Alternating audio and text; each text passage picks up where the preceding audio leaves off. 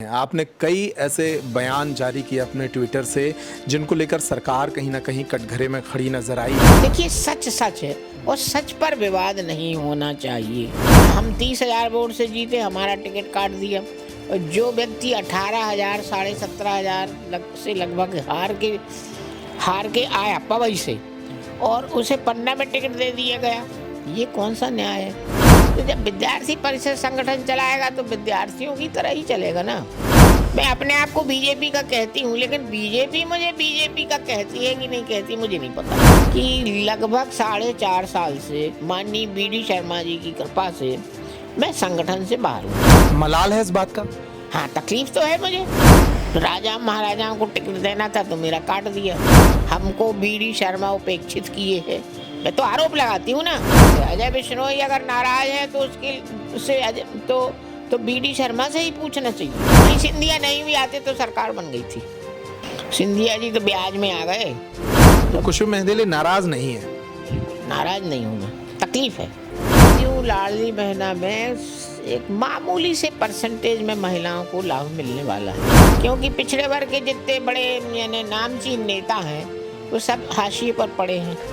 कि मैं राज्यपाल बनना चाहती हूँ, मैं राज्यसभा में जाना चाहती हूँ, मैं चुनाव भी लड़ना चाहती हूँ। पार्टी के इन सीनियर नेताओं की जो उपेक्षा हो रही है, इसका नुकसान देखती हैं 2023 में? स्वाभाविक है, नुकसान हो सकता है। अब 10 साल बाद हम बीडी शर्मा जी से पूछेंगे कि अब क्या हाल है। पिछले दिनों एक खबर उड़ी थी कि जिज्जी तो कांग्रेस में जाने वाली है। हाँ, खबर उड़ी थी। हम समर्थन करते हैं आपका। राजनीति में रिश्तों का बड़ा महत्व होता है। रिश्ते जोड़कर ही नेता जनता के साथ एक अपनत्व की भावना को पैदा कर पाते हैं। जैसे मध्य प्रदेश में शिवराज सिंह चौहान जनता के युवाओं के मामा कहलाते हैं, ऐसे ही बुंदेलखंड में एक शब्द है, बड़ी बहन को यहाँ जिज्जी कहा जाता है। और बुंदेलखंड में लंबे अरसे तक इस संबोधन के साथ जानी जाने वाली एक नेत्री हैं कुसुम मेहंदेले जी। मध्य प्रदेश भारतीय जनता पार्टी के पास लोधी समाज के दो सबसे बड़े नेताओं में से एक कुसुम मेहंदेले पिछले कुछ वर्षों से राजनीति से थोड़ा सा दूर हैं। 2018 में भी तकरीबन 30,000 वोट से चुनाव जीती थी, लेकिन इसके बावजूद भाजपा ने उनकी टिकट को रिपीट नहीं किया था। वे मध्य प्रदेश की राजनीति में बहुत ऊंचाई तक रहीं, कई विभागों की मंत्री रहीं, लेकिन उम्र का तकाजा देखते हुए शायद संगठन उन्हें अब मुख्यधारा की राजनीति से जोड़ नहीं पाता। कुसुम मेहंदेले के कुछ ट्वीट पिछले दिनों सरकार और शिवराज सिंह चौहान को असहज करने वाले रहे। मध्य प्रदेश के चुनावी अभियान में आज हम उन्हीं के साथ हैं। कुसुम मेहंदेले जी हमारे साथ हैं। तमाम मुद्दों पर उनसे चर्चा करेंगे और उनकी आगामी राजनीति और रणनीति पर भी कुछ सवाल पूछेंगे। बहुत स्वागत है जी आपका। जी, धन्यवाद। जी, पहले तो ये कि 2023 के चुनाव को किस तरह से देखती हैं और अपनी खुद की क्या भूमिका देख रही हैं चुनाव में? मुझे पार्टी टिकट देगी तो मैं ज़रूर चुनाव लड़ूंगी। अभी बयान आया है कि 80 की उम्र का कोई बंधन नहीं है, चुनाव जीतना मुख्य उद्देश्य है। ये अमित शाह जी कह के गए हैं। तो उसके अनुसार मैं शारीरिक रूप से एकदम फिट हूँ, मुझे कोई बीमारी नहीं है, मुझे कोई वीकनेस नहीं है। आज ज़रूरत पड़े तो मैं 10 किलोमीटर पैदल जा सकती हूँ और अभी मैं पूरी 80 की भी नहीं हुई हूँ। तो पिछली बार तो जबरन मेरा टिकट काटा गया और मुझे टिकट नहीं दिया, लेकिन इस बार मैं चाहती हूँ कि पार्टी मुझे टिकट दे, मैं चुनाव लड़ूँ और फिर से जीत कर आऊँ। और मुझे पूरा विश्वास है कि यदि पार्टी मुझे टिकट देगी तो मैं चुनाव जीत कर आऊँगी। आपके ट्वीट पिछले एक वर्ष से काफ़ी चर्चा में हैं। आपने कई ऐसे बयान जारी किए अपने ट्विटर से जिनको लेकर सरकार कहीं ना कहीं कटघरे में खड़ी नजर आई। शिवराज सिंह चौहान हो या बीडी शर्मा असहज रहे, क्या इसकी वजह रही? देखिए, सच है। ऐसा नहीं है कि मुझे पार्टी ने टिकट नहीं दिया इसलिए मैं ट्वीट करती हूँ। मैं ट्वीट करने का स्वभाव मेरा जब से ट्वीट बना है तब से मैं सामयिक विषयों पर, चाहे वो राजनीतिक विषय हो, चाहे सामाजिक विषय हो या अन्य कोई विषय हो, या हमारे ज़िले के विषय हो, प्रदेश के विषय हो, मैं हमेशा ट्वीट करती रही हूँ और उसके अपेक्षाकृत अच्छे परिणाम आए हैं। जैसे आपने एक मेरा ट्वीट देखा होगा, जब मैं मंत्री थी तो मैंने शेरों के बारे में एक ट्वीट किया था, और फिर बाद में मंत्री रहते हुए ही मैंने केन और बेतवा को जोड़ने वाला ट्वीट किया था। और मेरा साथ देने वाली थी, वो क्या नाम था, अरे है मेनका गांधी। अरे नहीं, हमारे यहाँ कलेक्टर थी ना, वो दीपाली रस्तोगी ने मेरा साथ दिया था कि कालांतर में ये नदी जोड़ो जो अभियान चल रहा है, इसका कभी न कभी हमको नुकसान होगा। तो आप कह रही हैं कि जो केन बेतवा एक बड़ा ड्रीम प्रोजेक्ट जो है, मैं मंत्री थी तब मैंने इस संबंध में चर्चा की थी और ट्वीट भी किया था, तो वो भी उस समय भी विवाद हुए थे। बाघों के बारे में ट्वीट किया था, विवाद हुए थे। लेकिन देखिए, सच सच है और सच पर विवाद नहीं होना चाहिए है।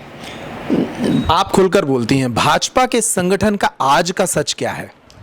अब आज का सच ये है कि मैं मुख्य धारा में नहीं हूँ। आप समझ रहे हैं इस बात को, ना मैं सरकार में हूँ ना संगठन में हूँ। इसलिए जो सच है, जो वास्तविक सच है, उसके बारे में मैं कुछ कह नहीं सकती हूँ। कुछ मुख्य धारा में क्यों नहीं है? आप 2018 में चुनाव जीतने वाली मतलब नेता थी। 13 का जो चुनाव आपने जीता था, एक लंबे अंतर से चुनाव जीता था बगैर किसी कारण के। हाँ, 2013 जो 18 में दोबारा चुनाव हुए, मुझे टिकट नहीं मिला। इसके संबंध में यदि आप BD शर्मा जी से पूछेंगे, जो इस समय प्रदेश अध्यक्ष है, तो मैं समझती हूँ कि वो बेहतर जवाब दे पाएंगे। उम्र का जो एक बैरियर लगा रखा है संगठन ने, ऐसा कहा जाता है कि 75 साल से अधिक आयु के नेताओं को अब चुनाव नहीं लड़ा रहे हैं। आप ही नहीं, आपकी उम्र के ही दूसरे कई नेता हैं जो अब मुख्य धारा की राजनीति से बाहर कर दिए गए हैं। इस बैरियर को किस तरह से देखती हैं आप? और इसके बारे में आपको एक जवाब देना चाहती हूँ, जवाब देना चाहती हूँ। जी, बिल्कुल स्वागत। कि बहुत से ऐसे नेता हैं जो 80 पार हैं और विधायक बने हुए हैं। नागेंद्र सिंह जी, राजकुमार या राजा साहब हैं नागौद के, और वो जुगल बागरी जी थे जो अब इस संसार में नहीं हैं, वो भी 85 के पार थे, उनको टिकट दी गई थी। और एक और ये आपके गुड़ विधायक हैं, शायद क्या नाम है उनका भी, शायद नागेंद्र सिंह ही नाम है। वो मैं समझती हूँ कि वो भी 80 से कम नहीं है। ऐसे अनेक नेता हैं ग्वालियर संभाग के, सागर संभाग के, जो 80 के पार भी रहे हैं और उन्हें टिकट दी गई है। उन्हें कैसे टिकट दी गई? और मेरा टिकट, हम 30,000 वोट से जीते, हमारा टिकट काट दिया। और जो व्यक्ति 18,000 साढ़े 17,000 से लगभग हार के आया पवई से, और उसे पन्ना में टिकट दे दिया गया, ये कौन सा न्याय है? आप मंत्री बृजेंद्र सिंह की बात कर रही हैं, जिन्हें आपके स्थान पर रिप्लेस किया गया था। मैं किसी का नाम नहीं लेती हूँ, लेकिन एक सज्जन अनेक सज्जन ऐसे हैं जो हारने के बाद आए, उन्हें टिकट मिल गया। यानी एक पन्ना अकेला उसका उदाहरण नहीं है, पन्ना के अलावा भी उदाहरण है। अब क्यों दिया गया, ये तो संगठन से पूछा जाना चाहिए कि जीते हुए लोगों के टिकट काट दिए और हारे हुए लोगों को टिकट दे दिए, ये कोई न्याय नहीं है। आप जिस पन्ना इलाके से आती हैं, नेचुरल सोर्सेस इस ज़िले में बहुत सारे हैं, लेकिन डेवलपमेंट नज़र नहीं आता है। मंत्री रहे बृजेंद्र प्रताप सिंह पिछले 5 साल से मध्य प्रदेश कैबिनेट में, इसके पहले आप भी मंत्री रहीं। क्या कमी आप देखती हैं उनके कार्यकाल में? पहले तो मैं आपसे एक प्रश्न पूछूंगी, विकास का पर्याय आप किस बात को मानते हैं? विकास का पर्याय माने क्या? व्हाट? विकास का पर्याय ये कि पन्ना ज़िले के पास एक अच्छा रेलवे स्टेशन नहीं है, यहाँ खुद का मेडिकल कॉलेज नहीं है, यहाँ इंडस्ट्री नहीं है। तो इस तरीके से अगर विकास की जो मोटी मोटी अवधारणाएं हैं, खास तौर पे मैं पन्ना ज़िले के लिए जो आपने मापदंड बनाए हैं, मैं इनको नहीं मानती हूँ। कारण पन्ना की जनसंख्या 1 लाख भी नहीं है, लगभग 60,000 या 60 से थोड़ा 62-65 हज़ार होगी। तो इस इतनी कम जनसंख्या को देखते हुए आप कहें कि यहाँ मेडिकल कॉलेज खुल जाए, तो संभव नहीं है। और रही रेल लाइन की बात, तो मेरे प्रयासों से रेल लाइन आ गई है, और ये बघराजन नहीं, पुरुषोत्तमपुर में रेलवे स्टेशन बन रहा, सिर्फ मेरे प्रयास से। और तीसरी बात क्या कही थी आपने? इंडस्ट्री एरिया नहीं है। इंडस्ट्री एरिया के लिए पन्ना में सीमेंट फैक्ट्री आ गई है, उस प्रयास को भी आप, मेरा ही प्रयास था, नकार नहीं सकते हैं। हालांकि वो ब्रजेंद्र प्रताप सिंह अपना क्रेडिट लेते हैं उसमें। ब्रजेंद्र प्रताप सिंह कहाँ से क्रेडिट लेंगे, वो तो चुनाव ही हार गए थे उस समय, तो वो क्रेडिट कहाँ से लाएंगे, कहाँ से लाएंगे? नहीं, अभी जो फैक्ट्री जब आई तब उनने तमाम उद्घाटन। फैक्ट्री आने की प्रक्रिया ये चल रही है 2008 से भी पहले से, 2003 से चल रही है 2003 से चल रही है कि पन्ना में सीमेंट फैक्ट्री आएगी। आपको याद हो एक समिट हुआ था, कहाँ? नहीं, खजुराहो में नहीं हुआ था, इंदौर में हुआ था शायद, नहीं, या इंदौर में भी नहीं हुआ था, कहीं हुआ था, अच्छी जगह हुआ था, मुझे ध्यान में नहीं हूँ। वहाँ ये प्रस्ताव आया था और मैंने मुख्यमंत्री जी से थोड़ा तेज भी मैंने कहा था कि आपने सबको कुछ दिया, लेकिन बुंदेलखंड को, खासतौर पर पन्ना को आपने कुछ नहीं दिया। तो माननीय मुख्यमंत्री जी ने कृपा करके कहा था कि जी तो चलो तुम्हारे यहाँ सीमेंट फैक्ट्री खुलेगी। तो वो खुलते अब खुली है। और आप इस बात को चाहें तो माननीय मुख्यमंत्री जी शिवराज सिंह जी मेरे छोटे भाई हैं, उनसे आप पूछ सकते हैं। जब से बीडी शर्मा भारतीय जनता पार्टी में प्रदेश अध्यक्ष बने हैं, एक भाजपा का एक स्वरूप बदला हुआ सा है। ज़िलों में जो कमान है वो ज़्यादातर उन नेताओं के पास है जो किसी ज़माने में उनके साथ विद्यार्थी परिषद के साथी थे या युवा मोर्चा में उनके साथ जुड़े रहे। ऐसे में आप जैसे नेता जिन्होंने अपनी ज़िंदगी का एक बहुत बड़ा वक्त संगठन को दिया और ज़िंदगी खपाई है, वहाँ क्या असहज स्थिति महसूस होती है? अब देखिए, ऐसा है, विद्यार्थी परिषद के हैं तो जिस प्रकार से विद्यार्थी रहते हैं, विद्यार्थियों का स्वभाव होता है, विद्यार्थियों को संगठन चलता है, तो जब विद्यार्थी परिषद संगठन चलाएगा तो विद्यार्थियों की तरह ही चलेगा ना। क्या कमी देखती हैं अभी वर्तमान में? कोई कमी नहीं है, विद्यार्थी परिषद का संगठन है, विद्यार्थी परिषद की तरह चल रहा है। मध्य प्रदेश में लोधी समाज के दो बड़े नेता के तौर पर उमा जी और आपकी पहचान थी। देखिए, वर्तमान में दोनों नेपथ्य में हैं। मैं थोड़ा सा हस्तक्षेप करना चाहूँगी। आप भारतीय जनता पार्टी को जातियों में बांट के क्यों देखना चाहते हैं? और ख़ास तौर पे जब पिछड़े वर्ग की बात आती है तो आप कहते हैं ये यादव है, ये लोधी है, ये कुर्मी है, ये फलाना है। सौभाग्य से आप भी हमारी कम्युनिटी में आते हैं। तो ऐसा क्यों कहा जाता है? मैं इसलिए ऐसा कह रहा हूं दीदी, क्योंकि जब चुनाव में टिकट का बंटवारा होता है तो कहीं ना कहीं संगठन इस बात का ख्याल रखता है कि हमें जातियों के आधार पर टिकटें बांटनी है ताकि एक समीकरण बने, समावेशी सरकार बने, हर जाति का प्रतिनिधित्व हो। आपने भी अपनी लंबी राजनीति में ऐसा पाया है। उमा जी के कहने पर टिकटें बढ़ती हैं, आपके कहने पर भी लोगों को टिकटें मिली हैं। तो अब ये फॉर्मेट कहीं गायब हो गया है क्या? लोधियों के पास एक तो कभी किसी को टिकट मिला नहीं, और न मैंने किसी के लिए कहा, और न मेरे पास कोई कहने आया कि मुझे टिकट दिला दो। तो अब उमा जी की बात तो आप उमा जी से पूछेंगे तो बेहतर। मेरा सवाल ये था कि लोधियों के पास वर्तमान में एक अच्छा प्रतिनिधित्व है या खत्म हो गया है? मेरे ख्याल से तो पिछड़ा वर्ग की बात कहें तो बाबूलाल गौर जी हमारे प्रतिनिधि थे। उमा जी भी प्रतिनिधि कहलाती थी। अब आज की तारीख में मैं 5 साल से राजनीति से लगभग बाहर हूँ। मैं अपने आप को बीजेपी का कहती हूँ, लेकिन बीजेपी मुझे बीजेपी का कहती है कि नहीं कहती मुझे नहीं पता। मैं वही पूछ रहा हूँ, क्या भाजपा का जो संगठन है वो पिछड़े वर्ग की जो नुमाइंदगी है उसको मिस कर रहा है? अब देखने में तो ऐसे ही लगता है, क्योंकि पिछड़े वर्ग के जितने बड़े यानी नामचीन नेता हैं वो सब हाशिए पर पड़े हैं, हाशिए पर पड़े हैं। कईयों को कहा गया कि आपकी उम्र ज़्यादा है, और यानी तरह तरह के कारण बता के। तो अब मैं कह नहीं सकती हूँ कि पार्टी की रीति नीति क्या है। 2023 में इस बात का फर्क पड़ेगा। एक बात बहुत, पहले हर तीसरे महीने में भारतीय जनता पार्टी की संगठन मीटिंग होती थी। सबसे पहले होती थी मंडलों की, फिर होती थी जिला की, और फिर होती थी प्रदेश की, और फिर होती थी राष्ट्रीय कार्यकारिणी, हर तीसरे महीने। लेकिन अब मैं देख रही हूँ कि जब से बीडी शर्मा जी आए हैं, आरोप नहीं लगा रही हूँ, चलन है, बदलते रहते हैं, बनते रहते हैं, यानी नियम कानून बनते रहते, बदलते रहते हैं। लेकिन जब से माननीय बीडी शर्मा जी आए हैं तब से साल में 2-4 बैठकें संगठन की हो जाए तो तो बेहतर है।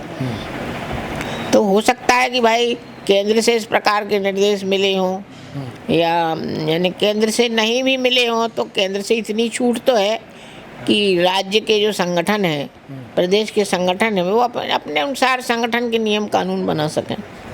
आप भले एक बात जरूर है, जब हर तीसरे महीने मीटिंग होती थी तो सब लोग मिलते जुलते थे, आप अपनी समस्याएं बताते थे, सुख दुख बताते थे, और जहाँ कहीं संगठन में कमी होती थी तो उसकी पूर्ति हो जाती थी, ये लाभ जरूर होता था।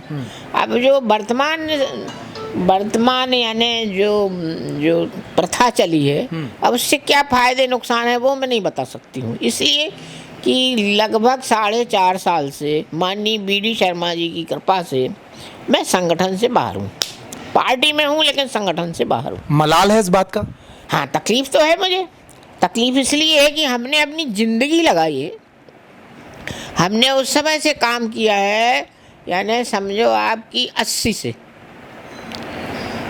से 1980 से हमने काम किया है, जब कहीं कुछ नहीं था। माननीय पटवा जी प्रतिपक्ष के नेता हुआ करते थे, माननीय कैलाश जोशी प्रतिपक्ष के नेता हुआ करते थे, बाबूलाल गौर बाद में आए हैं, तब से हम लोगों ने काम किया है। चप्पल में कील ठोकने के लिए पैसे नहीं होते थे ठाकरे जी के पास, मेरी तो छोड़ो आप, ठाकरे जी के लिए इधर उधर से टिकट कटा देते थे रेल का, तृतीय श्रेणी का, तब वो यात्रा करते थे। सेकंड क्लास में यात्रा करना यानी या एसी तो होती नहीं थी तब, यानी लग्जरी समझा जाता था। तब से हम लोग काम कर रहे हैं। अभी वैसे हम 80 के पूरे नहीं हुए हैं। पार्टी लेकिन आपके संघर्ष को नजरअंदाज कर रही है। टिकट हमें मिल सकता था, क्योंकि 80 से तो अभी हम दूर हैं, 1-2 साल दूर हैं जी। तो टिकट हमें दिया जा सकता था, लेकिन राजा महाराजाओं को टिकट देना था तो मेरा काट दिया, क्योंकि राजे महाराजे तो पवई से हार रहे थे, तो पन्ना ले आए गए, उनको टिकट दे दिया। तो अब आगे क्या होगा सो पार्टी जाने और संगठन जाने। भले ही मुख्य धारा की राजनीति से आप दूर हों, लेकिन जनता से तो जुड़ाव आज भी है। हम भले मुख्य धारा में नहीं है, लेकिन हम पार्टी में हैं और जनता से हमारा बराबर जुड़ाव है। तो जनता से जब जुड़ाव है तो एक रेटिंग, एक रिव्यू आपका भी बनता होगा। 5 साल पूरी राजनीति बृजेंद्र प्रताप सिंह की पन्ना से चली, आपकी जगह उन्हें रिप्लेस करके विधायक बनाया गया, फिर सरकार में मंत्री बनाए। आए थे तो मुझे रिप्लेस किया, यानी ये अच्छा लक्षण नहीं है कि हारे व्यक्ति को जीते के जो व्यक्ति बहुत वोटों से जीता हो उसकी जगह आप रिप्लेस कर दीजिए। फिर कार्यकाल कैसा रहा उनका 5 साल? पन्ना की जनता के हिसाब से आप क्या देखती हैं? भाई देखिए, ऐसा है कि भले हम चुनाव ना लड़े हों, लेकिन हमें एक विशिष्टता का दर्जा तो प्राप्त है। तो पन्ना में क्या है क्या नहीं है उसका आभास हमें नहीं हो पाता। हमें तो जो चाहिए तो अधिकारी मना नहीं कर पाते, कर देते हैं। लेकिन अब आप ये बात जनता जनार्दन से पूछें कि आपको जिज्जी के ज़माने के 5 साल में क्या बात थी और अब राजा साहब के ज़माने में जो है उसमें क्या अंतर आया है, तो वो बेहतर तरीके से बता सकेंगे। पिछले दिनों एक खबर उड़ी थी कि जिज्जी तो कांग्रेस में जाने वाली है। हाँ, खबर उड़ी थी, हम समर्थन करते हैं आपका। वो खबर इसलिए उड़ी थी कि माननीय मुकेश नायक जी हमारे घर चाय पीने आए थे, और हम और मुकेश नायक साथ में कम से कम 2 टर्म विधायक रह चुके। एक बार वो मंत्री थे, हम विधायक थे, दिग्विजय सिंह की सरकार थी। एक बार माननीय बाबूलाल जी गौर की सरकार थी, हम मंत्री थे, वो विधायक थे। तो अड़ोस पड़ोस में हम लोगों के बंगले थे, तो आना जाना लगा रहता था। हमारे पारिवारिक रिश्ते तो अब दिग्विजय सिंह से भी है, कांग्रेस के हर नेता से है। यानी कोई राजनीति में होना कोई मुक्केबाजी करना तो नहीं है, ये लठ मारना तो नहीं है, ये तो सिद्धांत की लड़ाई है, इससे दुश्मनी नहीं होती। तो अगर मुकेश नायक मेरे घर चाय पीने आ गए और बोले जिज्जी मुझे तो भूख लगी है, कुछ नाश्ता भी कराओ, तो हमने नाश्ता भी कराया, चाय पी। तो अब उससे ये तो नहीं होगा कि मैं कांग्रेस में जा रही हूँ या मुकेश नायक मेरी पार्टी में आ रहे हैं, भारतीय जनता पार्टी में। तो वो कोरी अफवाह है, आप नहीं जा रही हैं। मैं तो मुकेश नायक से सीनियर भी हूँ ना, उम्र में भी बड़ी हूँ, राजनीति में भी बड़ी हूँ। जब वो कुछ नहीं थे तब हम मंत्री बन गए थे।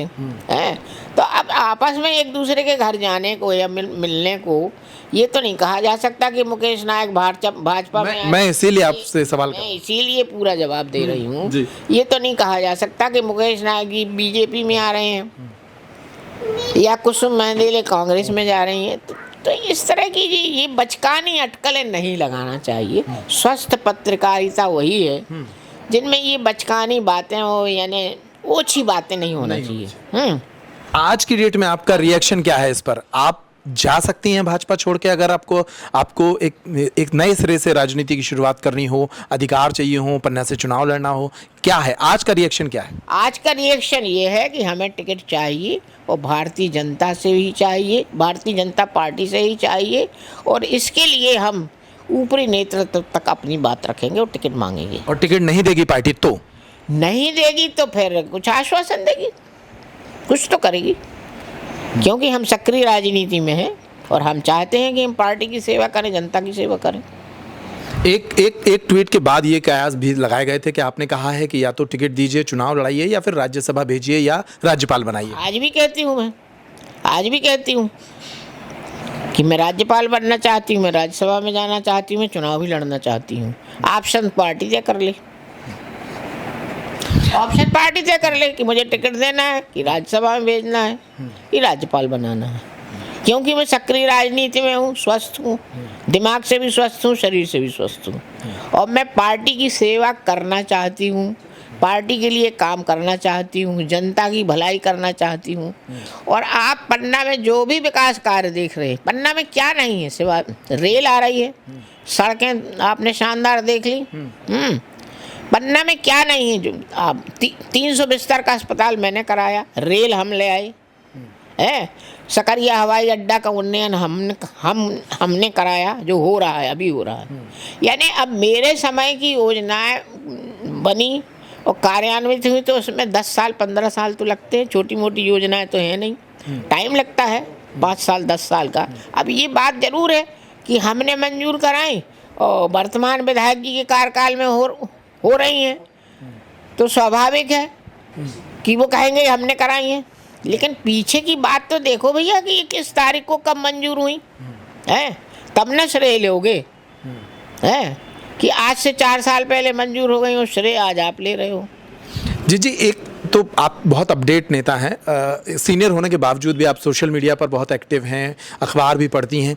इन दिनों खबरें तो पढ़ रही होंगी कि चारों तरफ जो है बड़ी उठापटक चल रही है, दल बदल चल रहा है।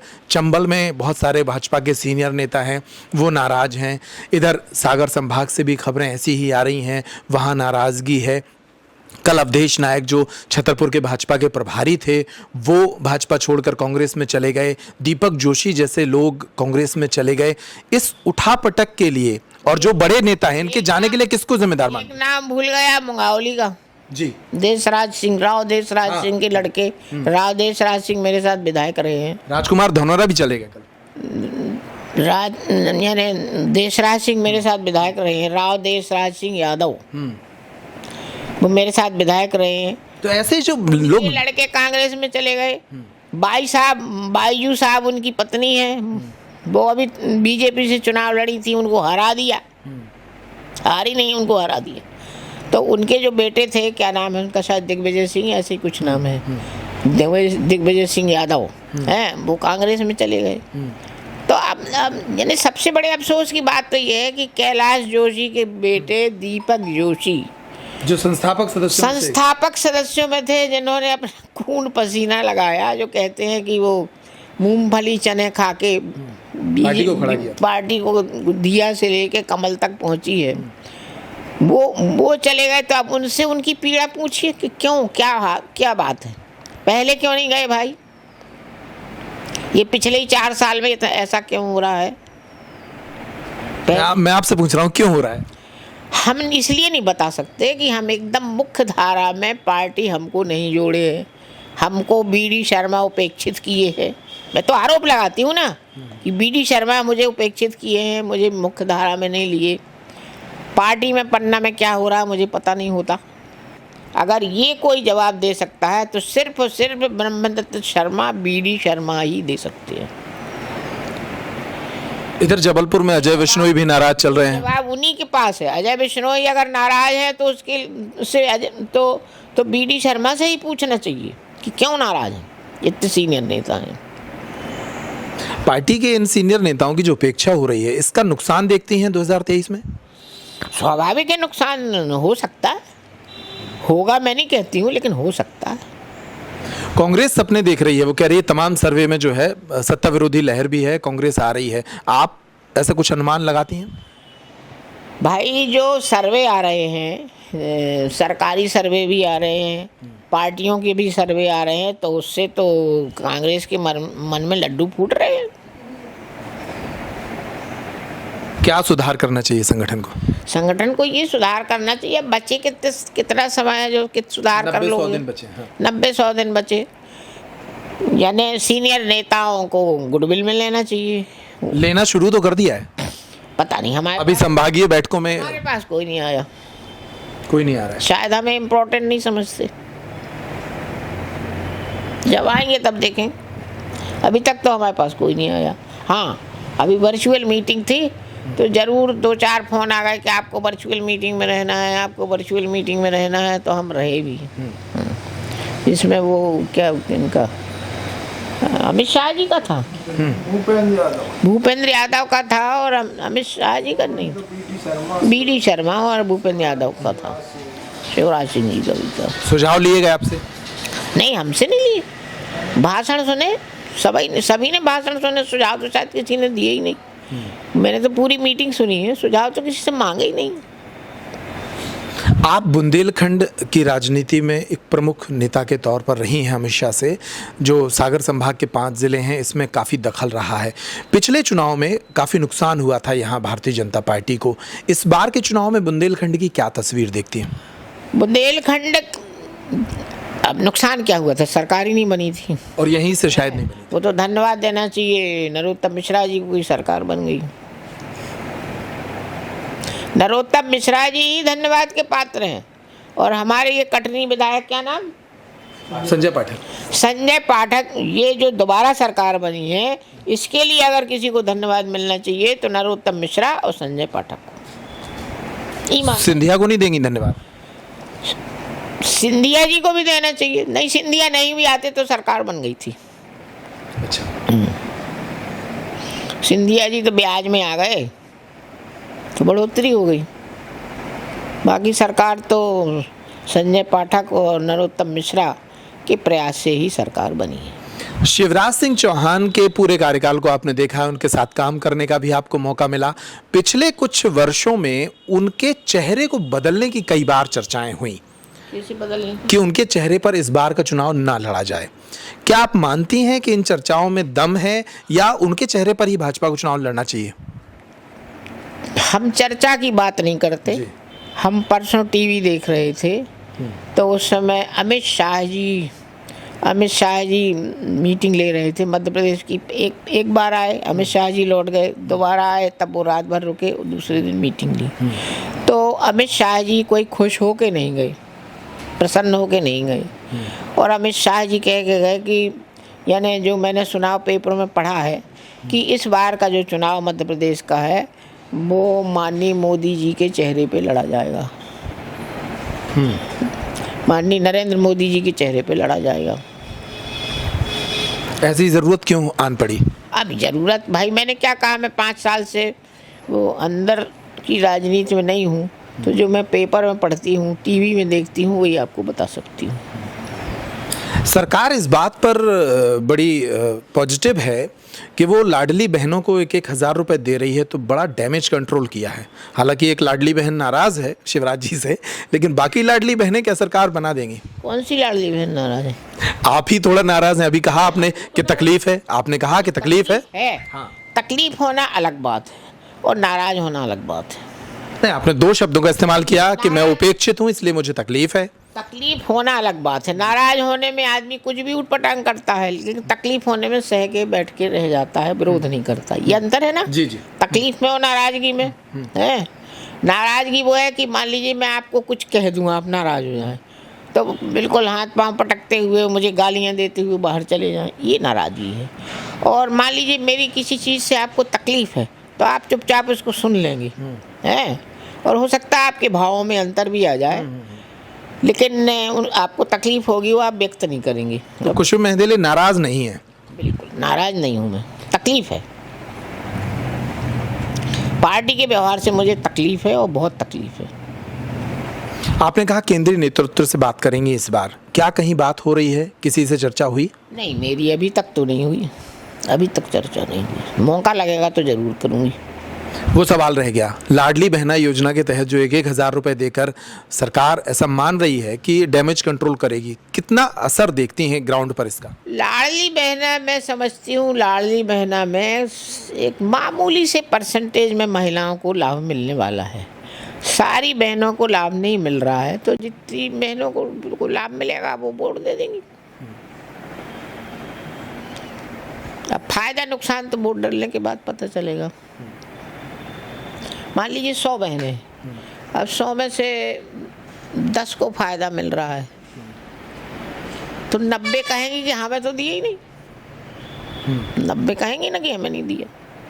किसी की आमदनी ज़्यादा है, किसी की उम्र ज़्यादा है, किसी उस क्राइटेरिया में यानी साधारण भाषा में कहें तो उस क्राइटेरिया में नहीं आती। तो 100% लाडली बहनों को यानी लाभ दिया जाता तो सबके वोट मिलते। अब जितने बहनों को लाभ मिल रहा वो तो देंगी वोट। जी, आखिरी सवाल, एक उम्र को लेकर एक मजाकिया लहजा होता है बीडी शर्मा जी का। अभी वो कांग्रेस के 2 बुजुर्ग नेता हैं जिन्हें मिस्टर 76 और 77 बुलाते हैं, दिग्विजय सिंह और कमलनाथ को। ये उम्र सिर्फ कांग्रेस के नेताओं के पास नहीं है, भाजपा के नेताओं के पास भी है। इस लहजे को किस तरह देखती हैं आप? अब 10 साल बाद हम बीडी शर्मा जी से पूछेंगे कि अब क्या हाल है, ये है मेरा जवाब। अभी बीडी शर्मा जी 50 से ऊपर हैं, लगभग 52 साल के। 8 साल बाद पूछेंगे क्या हाल है आपका, ये है मेरा जवाब। बहुत धन्यवाद। तो कुसुम मेहंदेले जी मध्य प्रदेश के एक सीनियर नेता हैं। हमने कोशिश की कि शांति से उनसे बात की जाए, बहुत सारे सवालों को उनके सामने रखा जाए। एक असहज स्थिति वो मध्य प्रदेश की राजनीति में निर्मित कर सकती हैं 2023 में, इसलिए उनसे बात करना इस इंटरव्यू में बहुत ज़रूरी था। आपने हमें वक्त दिया, बहुत बहुत धन्यवाद आपका, और आप सभी दर्शकों का भी नमस्कार।